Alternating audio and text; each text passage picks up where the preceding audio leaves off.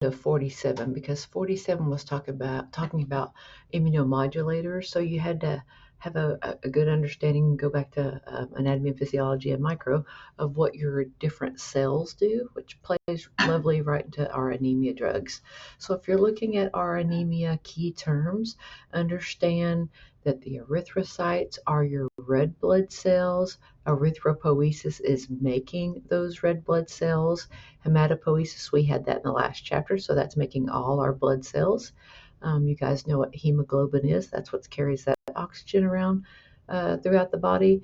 And then it mentions a couple different types of anemia. Really, it'll focus here on pernicious anemia, the most common kind that we see in older adults because of their impaired intestinal absorption of vitamin B12. Those are the big ones on that one. When we're looking at consider that the formation of these the new blood cells are one of the primary function of bones. So you have to think about healthy bones here. We talked about that process being hematopoiesis, which means that's where the production of our erythrocytes, our red blood cells, or our leukocytes, the white blood cells, or our thrombocytes, the platelets. So all that takes place in the bone marrow, usually primarily on the ends or the epiphysis of long bones, and it can also be in the flat bones of the skull, pelvis, sternum, scapula, and ribs. The erythropoiesis, when I make, is the focus of this chapter, and that involves the maturation of our red blood cells.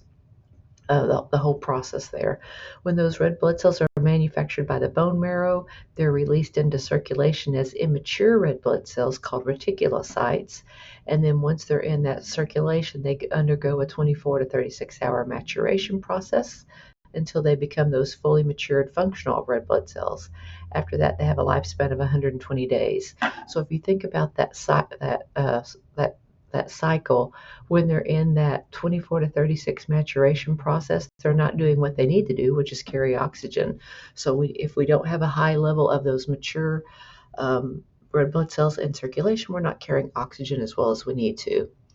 More than 1/3 of our red blood cells is composed of our hemoglobin, which is abbreviated HGB.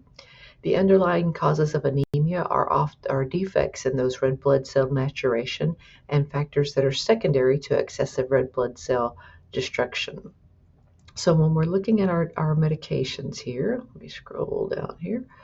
When we look at our first group of erythropoiesis stimulating drugs, it does exactly what it says. It promotes the synthesis of erythrocytes, which are those red blood cells, by stimulating that red blood cell progenitor cells in the bone marrow, so the precursor. It stimulates their growth in the precursor so they can be released in the bloodstream. The indications for this is the treatment for anemia, usually that results from chronic renal disease, chemotherapy, or certain treatments for HIV, as well as to reduce blood transfusion during and after certain surgeries. Contraindication for these drugs, right there. Contraindication for our erythropoiesis stimulating drugs, or ESAs, include drug allergy, and they should be used very cautiously in instances of uncontrolled hypertension or when the hemoglobin levels are above 10 for cancer patients or 11 with renal patients.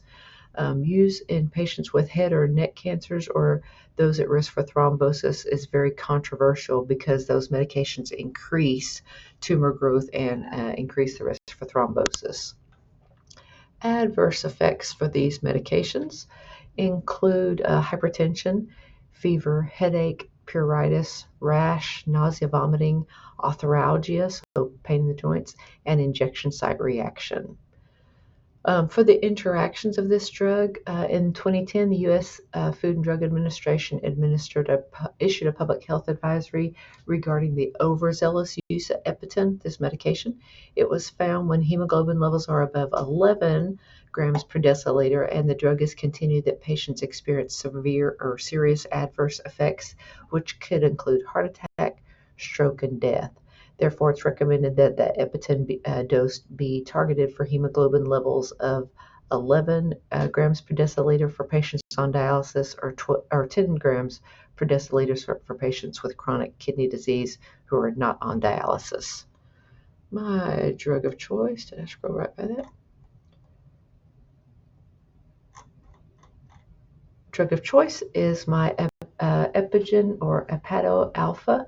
It promotes the synthesis of erythrocytes by stimulating that precursor of red blood cells in the bone marrow.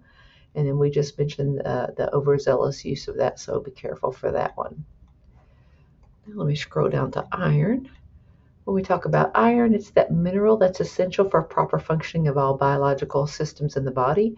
It's stored in many sites throughout the body, which would include the liver, the spleen, and bone marrow. Deficiency is principally a nutritional deficiency that results in anemia.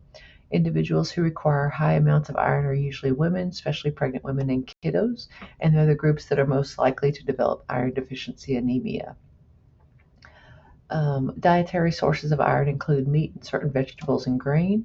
And we can do oral preparations such as ferrous salts, which we'll talk about. There's also a table 54.1 that lists the currently available iron salts and their respective iron content. When the patient cannot tolerate oral iron, then intravenous iron can be delivered. So on this medication, iron is that oxygen carrier for both hemoglobin and myoglobin, which allows us to carry oxygen throughout the circulation and into the muscle. It's critical for tissue respiration. Think about that exchange of oxygen and carbon dioxide. It's also required for a number of enzyme systems in the body, and it's necessary for energy transfer. Administration of iron corrects symptoms of iron deficiency such as anemia, dysphagia, dystrophy of the nails and skin, and fissuring on the angles of the lips, and it also helps maintain bodily functions. The indications for iron, we can do supplemental iron containing multivitamins, plus iron or iron supplements alone. It's indicated for the prevention or treatment of iron deficiency anemia. In all cases, we have to identify what that underlying cause is, why that individual has anemia in the first place, because it might be something we can correct, such as chronic blood loss from a peptic or duodenal ulcer, or Crohn's disease. And if we can fix that, then we're not treating just the symptom, we're treating that root cause for the disease, anemia. Iron is contraindicated in hemochromatosis, which is iron overload, hemolytic anemia, and other anemias that aren't associated with iron deficiency. There's a good table, 54.2, about the adverse effects, and it includes toxicity or overdose. When we have iron overdose, it's the most common cause of pediatric poisoning deaths, and we have to report those to the U.S. Poison Control Center. Many iron supplements are enteric coated and resemble candy. Usually they're kind of reddish in color. Toxicity from iron ingestion results in a combination of the corrosive effects of the GI mucosa and the metabolic and hemodynamic effects caused by the presence of excessive elemental iron in the body. Treatment is usually symptomatic and supportive, which might include suctioning, maintaining the airway, correction of any acidosis, and control of shock and dehydration with IVs. Interactions with iron can be enhanced when given with ascorbic acid and decreased when given with antacids or calcium. Iron preparations can decrease the absorption of certain antibiotics, including tetracyclines and quinolones. So consider those interactions when we scroll to the end of the chapter and we talk about implementation. Those are teaching aspects that you'd want to make sure your patient was aware of. With our irons, we have a ferrous sulfate, which is abbreviated FeSO4. It's the most frequent form of oral iron. It's dosed usually in 300 milligrams 2 to 3 times a day for adult patients. Confusion comes when we see that ferrous sulfate because the dose will be 300, but most commercially available products are listed as 324 milligrams. The two doses are used interchangeably because each tablet has 65 milligrams of elemental iron. So you're okay to give that. And then pediatric dosing is based on the elemental iron that's provided. We can also give iron dextran. There we go. Iron dextran, which is a potential of iron dextran is it can cause anaphylaxis, so it's not used as frequently. And then our last one is our ferric gluconate, which is an injectable iron product used when I have a patient that's totally replete with their body iron. My next one here is my folic acid. And on my folic acid, it's a water-soluble B complex vitamin, also referred to as folate. It's converted in the body, and dietary ingestion of folate is required for the production of DNA and RNA. It's also essential for normal erythropoiesis, so making sure we have that would be important. The indications for that are primarily to treat a folic acid deficiencies. If it's anemia caused by folic acid deficiency, then we can easily treat it by exogenous supplementation of the folic acid. There's a lot of information that says it also decreases the risk of neural tube defects in newborns. So we will tell women of childbearing age to start taking a folic acid. It's usually in their prenatal vitamins. This folic acid is contraindicated in drug allergies, and it's not to be used for treatment of anemias until that underlying cause has been determined, so to know if it's going to be effective.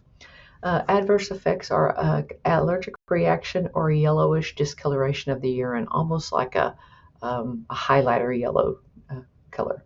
And then there are no significant interactions with this one. Our folic acid's a water-soluble vitamin B complex. It's over the counter, and we find it very frequently in with prenatal vitamins. The last other anemia drugs, if I have time, the last bit of other anemia drugs I wanted to mention was cyclopamine, which is vitamin B12.